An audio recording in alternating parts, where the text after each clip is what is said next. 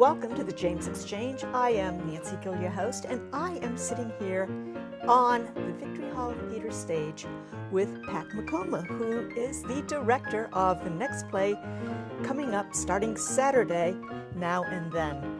Greetings, Pat. Good to see you, Nancy. Thanks for having me. You're welcome. So I want to first ask you, why Now and Then? Oh, gosh. Well, first off, welcome to Mulligan's Pub. I'm glad we're here glad on to stage. be here. Yeah. Unfortunately, we can't give you real alcohol, but we can have a good time. Why Now and Then? Persimmon Tree Players has a script reading committee. And so we get together, we read scripts, and one person brought this in, and I'd say the majority of the script reading committee just fell in love with it. It's such an endearing story. It's very poignant, very funny. I'm sure all of us have sat back in our lives and said, man, I wonder what would have happened if I would have taken this job instead of this job. And where would my life be? What would my life be like? Who would my friends be? And Sean Grennan, the playwright, explores this in relationships. You know, when you have tough decisions to make, and if you make this decision, this happens, and if you make this decision, this happens. And we all just loved that, and the characters, the humor, everything about the play just resonated with most of us. Well, it sounds, just I'm listening to you talk about this, and kind of sounds like summer shorts. Someone should write a play on what would have happened if we chose a different path. Well, and when I was reading it, and then when I started directing it, I realized that some of my English literature came back to me. I went back and reread The Gift of the Magi, because there's a little bit of that in the show.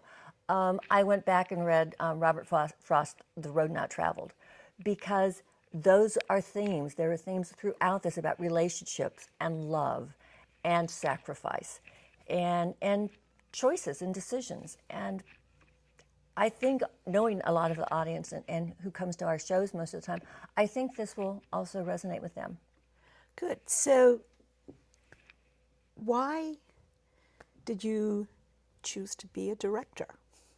Because I don't want to act. Honestly, I'm sorry, I shouldn't cover that up.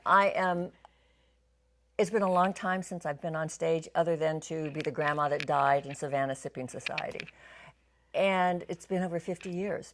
And back then, it's usually musicals, and I danced. I'm tall, thin, I dance well, and so I did musicals. I did West Side Story and some others, and I decided when I got back into theater, I love being a stage manager. I've learned how to produce. I should say, and I'm still learning that. I've been assistant director. I directed once a short play for Persimmon Tree Players. And I just saw this show, and I went, it's time to take the next step. This is a small cast, and selfishly I'm thinking, there's a lot to the script, but as far as technicalities, it's probably something I can take on. And I'm glad I did. But I have learned so much, because every time you think you know what's going on, something else comes up and goes, I don't think so. Nope, that's not going to work. Sorry, that's a good idea, but not on this stage. So the problem-solving aspect of it, the creative aspect of directing, I never thought I would love it this much. I'm glad I threw my hat in the ring. I'm glad they picked it up and selected me. I've had a ball. I'm exhausted, but I have had so much fun. These actors are hysterical. I mean, I'm glad people don't come into our rehearsals, because they'd wonder if we're really doing serious work, because there are times that nobody can talk because we're all laughing so hard. It's been the most amazing experience, and I'm really glad I had the opportunity. Well, I know it's billed as a romantic comedy. So we should be laughing a lot during the play? And hopefully snorting. But yes, it is a comedy, and it is romantic. I don't see it as a typical rom-com. It's not like I think of, people like Cary Grant and the original rom-coms, and it's not that, I don't say slapstick, but that older genre of rom-com. There's much more poignant, moving, emotional, sad portions. Because what makes comedy comedy is when it's, you know, you've got the comedy and the tragedy masks, and you need both to have both be effective, to flip back and forth. So yeah, there are some really very funny parts.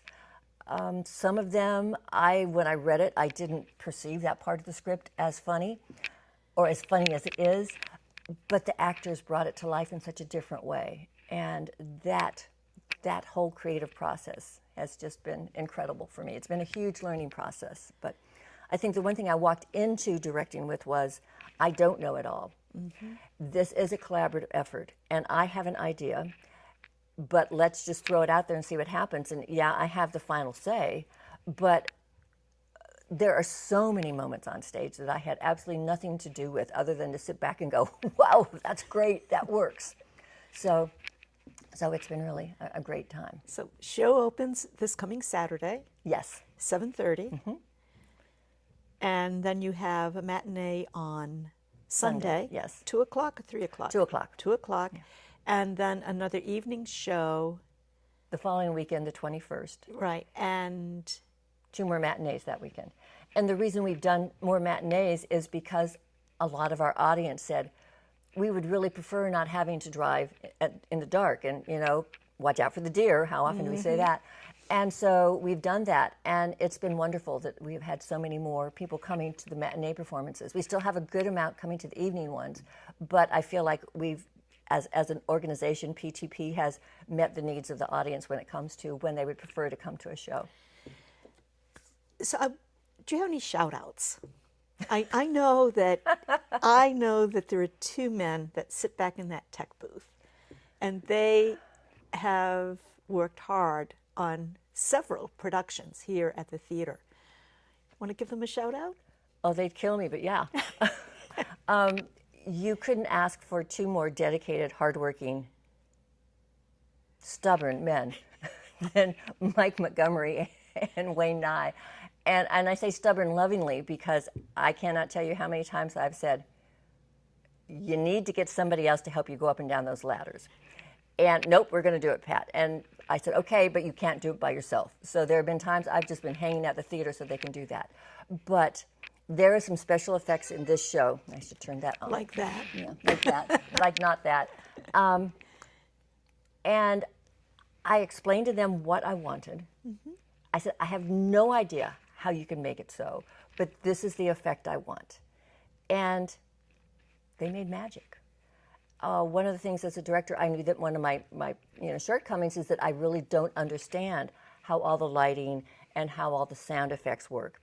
But I trust these men. I trust these men with my life. That's saying a lot. But then again, I give them scotch, so that makes them happy. And I think that's, no, but, and the nice thing is not only are we friends here in the theater and co-workers here in the theater, but we're also neighbors. We live in the same neighborhood. So I see them quite often, and we never not talk about theater.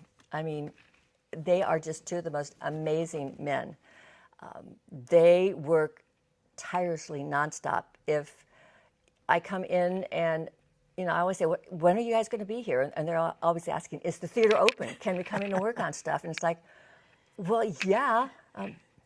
They will do anything. They both said, whatever you need to get this produced, because they fell in love with it just like the show, just like I did. I think in many ways they knew the script better than I did. And they were looking at the script this past summer when they were working on shorties. And for those of you who are watching this, if you haven't seen the summer shorts, it was an amazing production, but a yeoman effort for these men because they had to work with 7 different directors, 7 different playwrights, 7 different rehearsal schedules. And so they were pretty tired, but they still knew so much about this show when it started. And I said, I don't want to see you for the first 3 weeks. I want you to take a break. I want you to rest. But they came in ready to rock and roll, hit the ground running. Constantly they were saying, here's an idea just to think about, you know, how about this? How about that? And it was like, well, yeah, let's try it and see what works. And Mike, when it comes to music and what works best to set what moods, the 2 of them, and maybe it's because we're just such good friends outside of the theater, but I really didn't have to work really hard to get them to read my mind. They were right there, and they'd give me things to check on. I go, whoa, that works. I like that. And that happened so many times. It's usually the first or second suggestion that really stuck. And so, yeah, I'd give a shout out to those two men. And there are actually two other people that need a shout out. One is my husband. Hi, honey. As you keep on saying, I'll see you at Thanksgiving. And he's recovering from hip replacement surgery. So I've been here, and he's doing fine. And my dog. She is so upset that Mommy's not home. So the two of them have listened to my frustrations. They've watched me come home and be exhausted, but they've also watched me come home and be ecstatic about what's going on. So, yeah, a shout out to Mike and Wayne. Those guys are phenomenal. But also, George and Molly, thanks. And what about the masters of transition, building sets, getting this work done? Okay. My goal for this set was to have more of a minimalist approach. And you look at everything that's behind me, you go, no, that looks like a bar. But also, if you look back here, usually in a PTP performance, we would have flats back there to delineate the walls. And I said, no, we've got these legs, or whatever you want to call them. Let's just use them. So a lot of it was just finding the pieces and hanging them up. And then, George Gage did come and help build this. And I can't say that he did it all by himself, because Tom Green was part of it. Tim Jones, who hates shout-outs, but this is for Tim. Jim Scott helped a little bit. And Wayne and Mike, of course. I mean, there isn't anything they can't do. And George built this wonderful asteroids table. He built the bar. And Tom found the jukebox. And for those of you watching, once again, we will be putting it up for sale after the show. So if you're interested, contact Nancy or PTP, and we'll talk to you about it. The piano is here. It's part of Scan. So a lot of it just very easily fell together. We already had the table from Shorty's. I found these great little chairs. It's just, Susan Rigby. She's one of the stage, well, she is the stage manager. The bar was hers. I said, you're in charge of however you want that set up. And she's done that. And one of the things that I did for this show, because I wanted to make it a real personal ensemble type feel, is I asked everybody, all the actors, to bring something of theirs and put it on the stage, so that a piece of who they are as a person and a person of who they are as the actor is here. And so all four actors did it. I have something on stage, and Susan does too. And you really don't need to know what they are, but what I find amazing is that wherever they are, I know where they are, they fit. They're a part of Mulligan's, and I love that. Well, again, opens this Saturday. How's this? Hold it right up there. Right up there. Right up there. And look forward to seeing everybody coming. Tickets are $16.50. That sounds, I think it's 15 plus whatever the... Right, there's a charge just so that... Best deal in town for under $20, okay? Yes. I'm really looking forward to it. And again, everybody, November 15th, this Saturday, and then again Sunday, matinee at 2 o'clock. And then next weekend, Friday evening at 7:30, the 21st. Yeah. And then the 22nd, 23rd are matinees. And if you want matinee, get your tickets soon, because matinees tend to sell out before anything else does. And we'd hate to turn you away, but we only have so many chairs. So everyone, there will be a link in the written portion of this podcast, so there's no excuses. Thank you, Pat. Thanks, Nancy. It was great. Yeah. And we'll see you too. Yes, you will. Are you going to sit in front, or are you going to be in the back? I haven't gotten that far. I have my curtain speech done, and I've rehearsed it. If we have room, I probably will sneak out and watch. But I kind of like to let the actors just do their thing. Do their thing. They don't need me around. So. Well, thanks again, and as always, if you have a song, a story. By the way, did you sing in the musicals? or did you just dance? In the chorus, yes. Okay. And in Kismet, I was a street beggar, and I was a harem dancer. In Brigadoon, I was Jeannie McLaren. And in West Side Story, I was Diesel's girlfriend. I was a jet girl. So yeah, a little bit of singing with everybody, but no solos. You don't want that. Just checking in. So again, we'll start over. If you have a song, a story, an issue you would like to discuss, let me know. Love to hear from you. And have a great rest of the week.